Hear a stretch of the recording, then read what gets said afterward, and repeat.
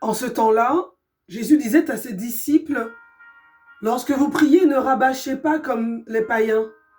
Ils s'imaginent qu'à force de paroles, ils seront exaucés. Ne les imitez donc pas, car votre Père sait de quoi vous avez besoin, avant même que vous l'ayez demandé. Vous donc, priez ainsi. Notre Père qui es aux cieux, que ton nom soit sanctifié, que ton règne vienne, que ta volonté soit faite sur la terre comme au ciel. Donne-nous aujourd'hui notre pain de ce jour. Remets-nous nos dettes comme nous-mêmes nous remettons leurs dettes à nos débiteurs. Et ne nous laisse pas entrer en tentation, mais délivre-nous du mal. Car si vous pardonnez aux hommes leurs fautes, votre Père céleste vous pardonnera aussi. Mais si vous ne pardonnez pas aux hommes, votre Père non plus ne pardonnera pas vos fautes. Matthieu 6, versets 7 à 15. Bien-aimés,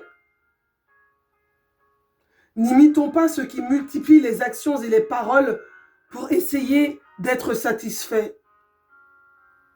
Ce n'est pas en tirant beaucoup que nous atteindrons la cible, c'est en visant bien.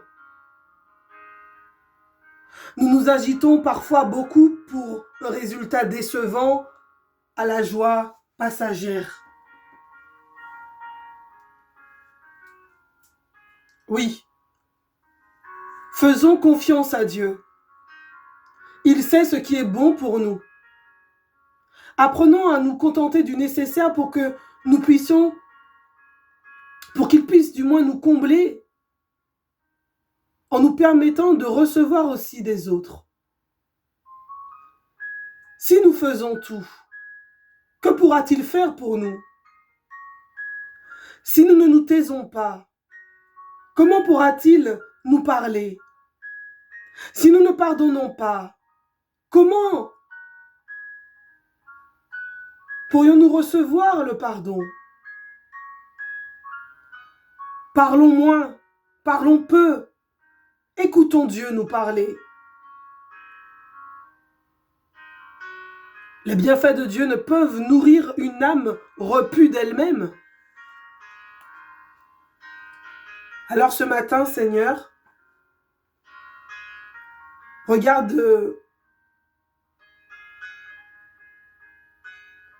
nos familles.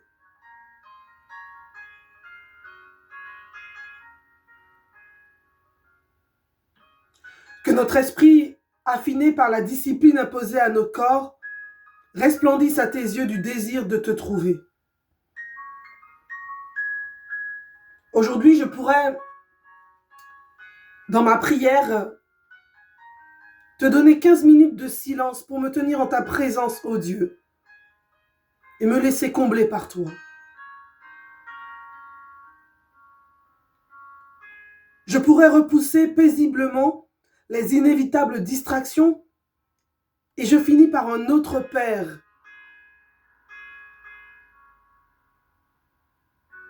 Rempli de l'élan du cœur. Dans ma pénitence, j'essaierai dans les conversations de m'efforcer d'écouter plus que de parler. Pour mon aumône du jour, je pourrais solliciter une rencontre avec une personne qui m'a offensé pour lui pardonner. J'accorde mon pardon pour une offense. Je reprends humblement contact avec une personne avec qui je suis en froid. Si elle refuse de me parler, alors je la porte d'une façon spécifique dans la prière. Frères et sœurs, je l'ai dit hier soir dans la prière du soir, que nous allons nous atteler à prier de façon spécifique pour les familles, pour les couples, pour les enfants, pour notre entourage. Au nom du Père et du Fils et du Saint-Esprit, Amen. De nos jours, depuis toujours, mais particulièrement de nos jours, allez, les couples sont attaqués de façon majeure et sans précédent. Les armes de la discorde, de la querelle, de la séparation, du divorce sont forgées contre le mariage.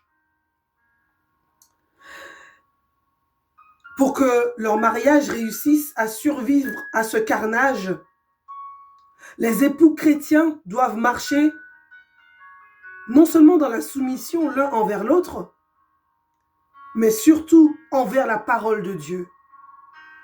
Regardez ces deux coccinelles. Elles sont ensemble. La parole de Dieu est claire dans 2 Corinthiens 10, 3 à 5. Si nous marchons dans la chair, nous ne combattons pas selon la chair, car les armes avec lesquelles nous combattons ne sont pas charnelles, mais elles sont puissantes par la vertu de Dieu pour renverser les forteresses. Nous renversons les raisonnements et toute hauteur qui s'élève contre la connaissance de Dieu et nous amenons toute pensée captive à l'obéissance. Ces armes avec lesquelles nous combattons ne sont pas charnelles, mais elles sont puissantes par la vertu de Dieu pour renverser des forteresses. Nous renversons les raisonnements et toute hauteur qui s'élève contre la connaissance de Dieu et nous amenons toute pensée captive à l'obéissance de Christ. En vrai, frères et sœurs, ceci signifie que Satan tentera de nous tromper et d'instaurer des modèles de pensée néfastes dans nos esprits d'époux et d'épouses. Nous pourrions ensuite être portés à développer une opinion négative sur l'un de l'autre. Ces pensées se traduisent rapidement par des paroles de critique et de réprimande, ce qui conduit au désordre et à toutes sortes de mauvaises actions. Un bon mariage nécessite l'aide de Dieu qui adoucit le cœur des conjoints et les remplit de son amour. Alors bien-aimés, ce matin, soit pour vous, soit pour un couple dont vous avez connaissance, prononcez des paroles qui apporteront la vie à ce mariage. Entraînez-vous et disciplinez-vous à parler en accord avec la parole de Dieu au sujet de votre mariage, au sujet du mariage de votre enfant, de votre petit enfant, au sujet du mariage de ces personnes que vous voulez présenter à Dieu. Lorsque vous vous plaignez, lorsque vous critiquez, lorsque vous parlez négativement à l'égard de votre conjoint, de votre mariage, à une personne qui est extérieure, cela ne vous fait pas grandir, cela ne nous fait pas du bien. Ces paroles transmettent la destruction, alors qu'autrefois, alimentées par la vie et l'amour de Dieu. Faisons le choix, faites le choix de prononcer des paroles de vie envers l'autre. Des paroles de bénédiction envers l'autre. Prononcez des paroles dans votre cœur, mais aussi des paroles de position à haute voix, au moins une fois par jour, afin de libérer la puissance miraculeuse de la parole et de l'amour de Dieu sur votre mariage.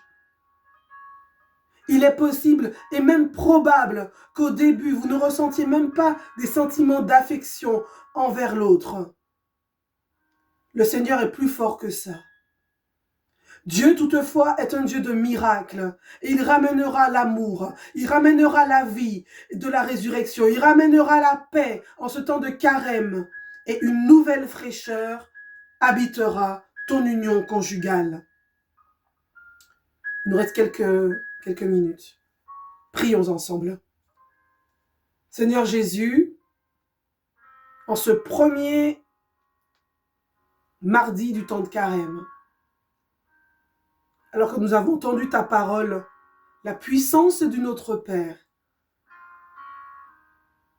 je veux t'en confier tous les couples mariés, les personnes aussi qui sont en attente de régulariser leur situation. Alors je vais prier d'une façon spécifique avec elles. J'élève aujourd'hui chacune des personnes qui présentent son mariage au trône de la grâce. Seigneur Jésus, je prie qu'ils choisissent de prononcer que des paroles de vie, des paroles de bénédiction sur leur mariage, des paroles de vie, des paroles de bénédiction sur leur conjoint, sur leur conjointe, en parlant en accord avec ta parole. Et les 15 minutes peut-être que tu prendras aujourd'hui dans le silence, dans le cœur à cœur avec Dieu, pose encore des fondations dans le nom de Jésus. Déclare aujourd'hui que Jésus-Christ est le Seigneur de ton couple. Déclare aujourd'hui que les portes de l'enfer, la discorde, la division et le divorce ne prévaudront contre lui. Déclare aujourd'hui que c'est Dieu qui a établi ton mariage et que nul ne pourra le déchirer au nom de Jésus. Ton mariage est enraciné dans l'amour et fondé sur l'amour. Amen. Et l'amour de Dieu est déversé abondamment dans nos cœurs par le Saint-Esprit qui nous a été donné. Je te demande, Saint-Esprit de Dieu, de te mouvoir au-dessus de tous les couples mariés, au-dessus de toutes celles et ceux qui se préparent au mariage. Tout comme tu te mouvais sur la surface de la terre au commencement, Genèse chapitre 1, verset 1, lorsque tu as mis de l'ordre sur la terre par la parole de ta puissance. Je te demande, ô Esprit Saint, en ce temps de carême, d'aider toutes celles et tous ceux qui te présentent leur mariage, leur couple, afin qu'ils puissent être conduits par ton influence et ta direction, que nous puissions manifester chacun, pour ta gloire, les bienfaits que tu auras accomplis dans les couples, dans les mariages. Les fruits de l'amour, la joie, la paix, la patience, la bonté, la bienveillance, la foi, la douceur et la maîtrise de soi. Je confesse ce matin que dans les couples que nous te présentons, des hommes et des femmes se lèvent dans la prière et acceptent de s'unir main dans la main pour implorer ta bénédiction sur leur famille, sur leur couple.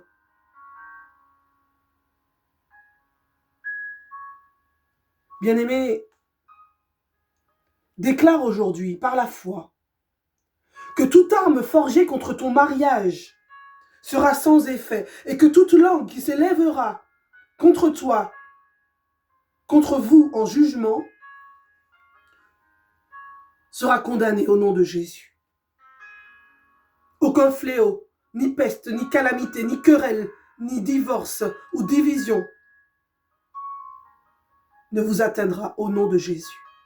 Car le Seigneur a ordonné lui-même à ses anges de nous préserver dans toutes nos voies et nous garder en sûreté et en sécurité dans l'unité et l'harmonie. Amen.